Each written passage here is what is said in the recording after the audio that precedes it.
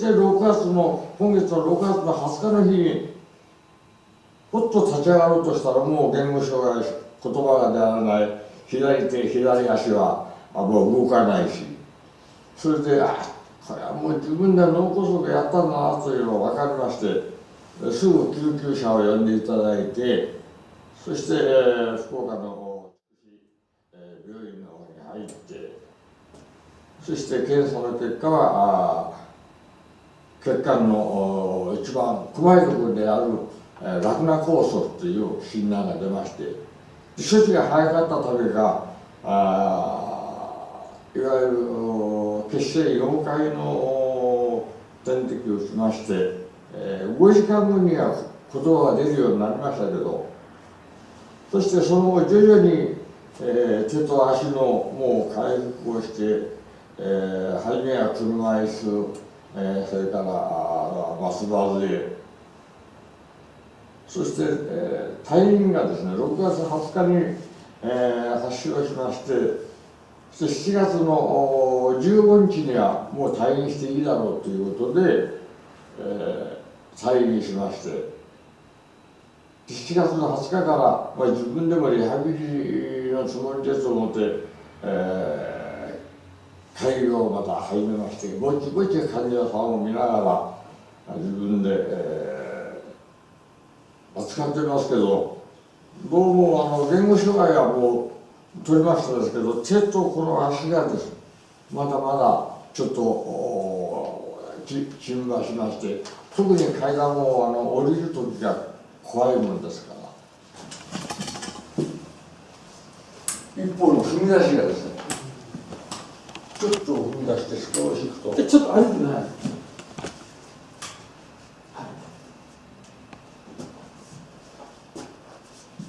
それはどっちがどういうふうに言われておかしいですかね。向こうに来て、右左、足はどっちですか。こっち左です。左に左手です。右は全然どうでもいい。右はどの大丈夫ですよ。はい。で、左足、左腕ですか。そうです。ちょっと向かい。そして歩き始めはちょっと脳の中でこうバランスを考えながらせんと足がこう出らないんです。それで血をついて、あとはこう強い足をこういうふうな歩き方をやります。じゃあこっち座ってください。寒いですか。見えます。はい、見えます。秋吉先生、右の脳梗塞ですよね。そうです。で、左のそうです。麻痺ですね。あと失語です。はい。言葉が失語障害その時はもうあったんですけど、血清溶解剤を点滴そういうのから入れてもらってですね。そしてあれは6時間以内ですもんね。そういう6時間過ぎたらもうそれができないからもう。もう血清もういわゆる脳梗塞はもう時間が決めてって言われて、それで処置が早かったんですよ。そしてこれで自分の人生がこれで終わったと思いましたの。はい、その時は。で、じゃあちょっと手を洗って。キリショロジーは勉強したんですよ。キリショロジーは。しました。グッドハートもありました。しました。キリショロジーでは治療はできないですけど、私はそれを応用したんですけど、それは。大井君も勉強しました。それは、まず上から見れば右ですよ。右の脈管機能障害。右の脈管機能障害で出るのは右側で出るんですよ。いつものあれでいくと右の脈管機能障害の影響は右で出てる。で、今実際には右の脳梗塞系、脈管機能障害と脳梗塞系のつながりは今 10% です。だから脈管機能障害が脳梗塞を起こすそのずっと前、今回は今朝とおっしゃったけども、今回は1、2、3、4、5、5日前です。5日前に脈管機能障害を起こしてるんですよ。右側で、脈管機能障害というのが起こってて、それは動脈、静脈、リンパもそうですけど、そういう肝ですよ。肝のシステムのトラブルが起こってたんです。5日前から起こってて、で今朝それが脳梗塞という形で顔を出したんですよ。で今脈管機能障害で探す限りは右側ですよ。私が言ってるのは脳梗塞の影響を言ってるわけじゃなくて、私が言ってるのは脈管機能障害です。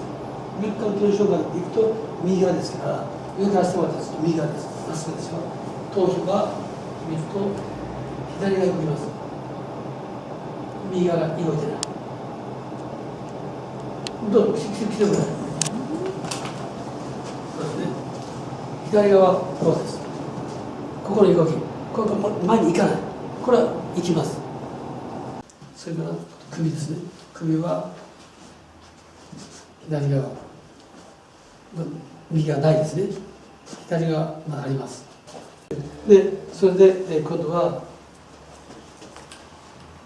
立って。何ですか。で、今度は腕ですよ。腕を楽に普通にして、これをやると普通にダンピしたんですよ。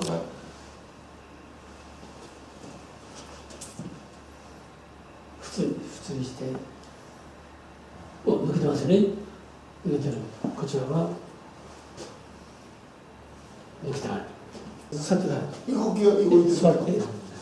これが今病院で言われているのは脳梗塞、右側で血管が、小さいのが細いのが詰まったことによって起こっている状態ですよということだけども、その前にそういう状態になるのがすでにもうありましたよとっていう、これは今起こっているのは脳梗塞というのは6月でしたから、じゃあ6月何日ですか。6月何日でしたか。6月20日です。しっかり20日の朝7時半に。6月の20日の1ヶ月前、6月だから4月です。4月のもうというのも3月の末です。3月の末に脈管機能障害が右側で起こってたんです。それがあって放置することで結局詰まって脳梗塞になった。だから脳梗塞になる前にすでにもう1年も2年も5年も前から脈管機能障害っていうのはもう起こってるんです。そういう状態があるんです。それがある時突然パッとそういう問題を起こすという、それは脈管機能不調が起こすと脳梗塞だけじゃなくて脳出血もそうです。そういう血管系の問題を起こすんですけども、脈管系ですけどというのがあって放置することで、だからそれが普段からチェックしてればおかしいなと。でそれが、分かればじゃあそれが解消することをやってれば通過できたんですよ。とかそれが分からないで放置することで結局脳梗塞という状態になっちゃったということなんですけども、で今見ると右側の脈管系の障害があるのは今回じゃなくて3月の末に起こったのがまだ残ってるという状態。ということはその後倒れた脳梗塞で倒れることになったんだけど、その前に2ヶ月以上前にあった脈管系の障害がまだ治ってないんですよ。それが原因という、そのもっと前に起こってたのは支持骨です。支持骨のトラブルを起こすとそのうち重力バランス軸のトラブルを起こします。で支持骨が、は左の第一子中足骨の筋部の内側 IN5P、 先ほどと一緒でしょのが、先にあって、それが起こすことで放置することで今度は重力バランス軸がずれて、それは右 EX の 5P です。でそれがトラブルを起こすことで脈管機能障害を起こしたんです。で第一子中足骨、ここが遠位部ですよね。こっちが第一欠場骨、この前が筋部、この内側です。これが内側、これが外側ですから、これ内側。中足骨がこれジョイントがここにあるでしょ。ここがジョイントこここです。こうですかね。ここが第一欠場骨、はいはい、ちょっとしてますよね。はい、第一欠場骨で、こっちは中上骨ですね。はいはいはい、これがここに引っかかりがあります。中足骨のこの内側、こうです。これを IN の5度後ろで手ください。手来て、でしっかり止めて、今ので1,2,3,4,5割良くなってるということ。じゃあ何が5割良くなってるか。じゃあ足下ろして、で今度歩きます。立ってそのまま歩いて。軽くなりましたね。一歩が軽くなって。足が軽くなりました。左右差がないんです。っぱい歩いてわかるか。上がりがそう上がりだしたね。これ引きずら引きずらないですね。いいよな。いい感じですね。はちょっと左右のバランスがまだあれですね。だいぶいどうですかはい。足が楽でしょ軽くなりました。で座ってこれが5割ですよで手上げてまだ頭の中でなんか重たいような、あそれから呼吸はちょっと浅いような感しっかり左の上下右上がね腕がちょっと詰まってますよねでそれは重力バランス軸の EX5P、はい、一緒、はい、はいも一緒はいも一緒ですから今度は重力バランス軸ですよで今度は足をこう上にもっと前そうこうですね重力バランス軸は右 EX5P。右 EX5P ですから胸骨を右 EX5P 右 EX5P 胸骨を右 EX5P で手上げてでこれで123456789割ですよもう9割って出てるでどうなるかもう大体分かってるわけですよで降りて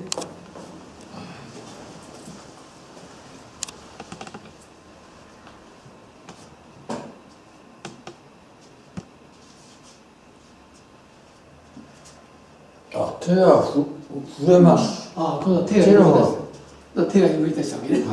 手の方がで、こうどうですか、力が入ってきた。杖を。感覚はちょっと。杖を持ってさっきとの違い。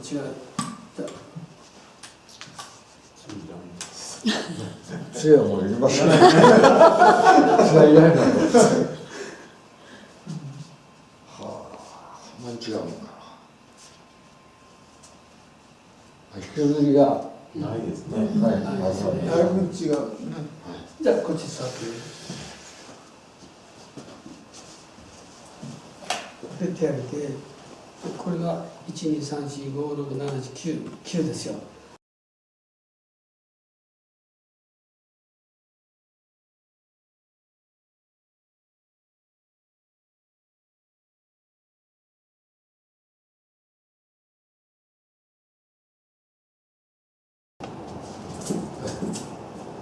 これで